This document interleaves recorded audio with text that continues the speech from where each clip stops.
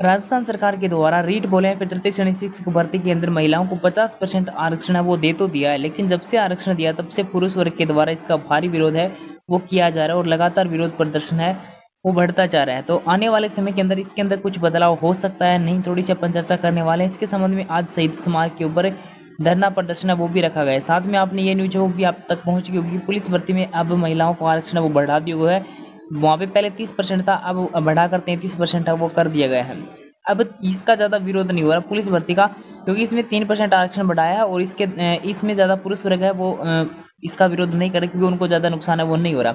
लेकिन तृतीय श्रेणी शिक्षक भर्ती के अंदर 50% आरक्षण देने पे उनको एक बड़ा नुकसान है वो झेलने को होने वाला है, इसलिए वो इसका लगातार विरोध कर रहे हैं। साथ में आपने ये न्यूज भी देख ली होगी कि 10 जिले घटाने की जो चर्चा है वो चल रही है। तो चलो इसको अपन साइड में रखते हैं। महिलाओं को सभी नौकरियों के अंदर 50% आरक्षण पर विचार कर रही है राजस्थान सरकार, यानी सभी भर्तियां।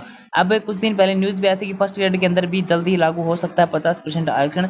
अभी तो लागू नहीं हुआ, अभी तो केवल और केवल 3% तो राजस्थान जो पुलिस भर्ती उनके अंदर बढ़ाया गया है। साथ में जो 50% है वो तृतीय श्रेणी शिक्षक भर्ती के अंदर किया गया है। लेकिन आने वाले समय में जिस प्रकार से सरकार की मंशा है वो यही लग रहा है कि सभी भर्तियों के अंदर ये जो नियम है वो आपका लागू किया जा सकता है, 50% आरक्षण महिलाओं को दिया जा सकता है। अब पुरुष वर्ग को कितना बड़ा नुकसान हो रहा है वो यहाँ से आप देख सकते हो कि 100% कोई भी सीट आती है, मान लो 100 में से 50% सीटें तो सीधे की सीधी महिलाओं की गई, जो आपका 50% आरक्षण दे दिया, उसके बाद बची 50% सीटें। अब कुछ महिला कैंडिडेट ये भी सोच रहे होंगी कि 50% जो सीटें बचेंगी वो तो पुरुष वर्ग के हाथ में ना, बाकी की 50% वो नहीं है। यही तो बड़ो लफड़ो और अट्ठाई आके तो मतलब यह हो रही कि पुरुष वर्ग उनको बड़ा नुकसान हो रहा है। अब 50% पुरुष वर्ग के पास में बच जाए 50% महिला तो भी कोई बात कोई नहीं, चलो इक्वल है बराबर है चल जाओ। लेकिन यहाँ पे जो 50% सीटें बचती हैं ना, इसके अंदर भी अलग अलग कैटेगरी वाइज सीटें वो डिवाइड हो जाती हैं। यहाँ पे आप देख सकते हो कि 50% सीटें, उनमें से 12.5% सीटें एक्स सर्विसमैन की हो जाएंगी।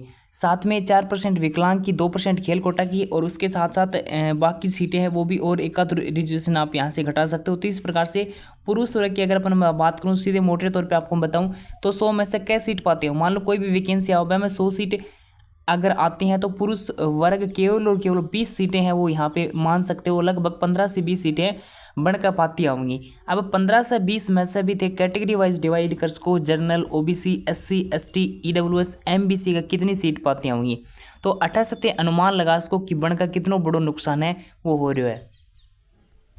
राजस्थान सरकार बात करती है महिला सशक्तिकरण की कि महिला को सशक्त बनाने के लिए ये जो कदम है वो उठाया गया है।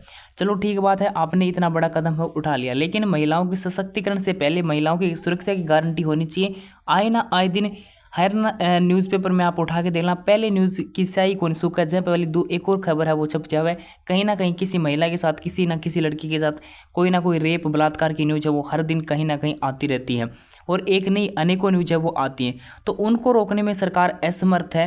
पहले सुरक्षा होनी चाहिए, उसके बाद सशक्तिकरण होना चाहिए। तो सुरक्षा से बड़ा नहीं है सशक्तिकरण। जब महिलाएं सुरक्षित ही नहीं होंगी तो सशक्त कहाँ से बनेंगी? आप उनको पहले सुरक्षित कीजिए, उसके बाद सशक्त बनाने की चर्चा कीजिए। तो आपने कदम उठाया, अच्छी बात है, लेकिन इसके साथ साथ आप सुरक्षा की भी गारंटी राजस्थान सरकार को लेनी चाहिए। उसके ऊपर भी कोई ना कोई कानून वगैरह कुछ ना कुछ उसके ऊपर भी एक्शन लेना चाहिए, लेकिन उसके ऊपर सरकार वो मौन नज़र आ रही है। और आज इस विरोध प्रदर्शन के संबंध में आपने जो 50% महिलाओं को जो आरक्षण दिया गया, इसके विरोध में शहीद स्मारक जयपुर के अंदर एक धरना प्रदर्शन है वो भी रखा गया है। देखते हैं सरकार का इसके ऊपर कितना बड़ा असर पड़ता है। मामलो भी कोर्ट में कौन गयो है या फिर जाओगो, तो वहाँ से के जो राहत है वो पुरुष वर्ग को मिलेगी, वो सारी जानकारी आपको समय पर अपडेट कर दी है। लेकिन अगर ये 50% आरक्षण लागू रहता है तो पुरुष वर्ग को एक बड़ा नुकसान है वो झेलने को मिलेगा। साथ में आप अपने स्तर पे तहसील स्तर पे या फिर जिला स्तर पे कलेक्ट्रेट को ज्ञापन सौंप सकते हो मुख्यमंत्री महोदय के नाम पे।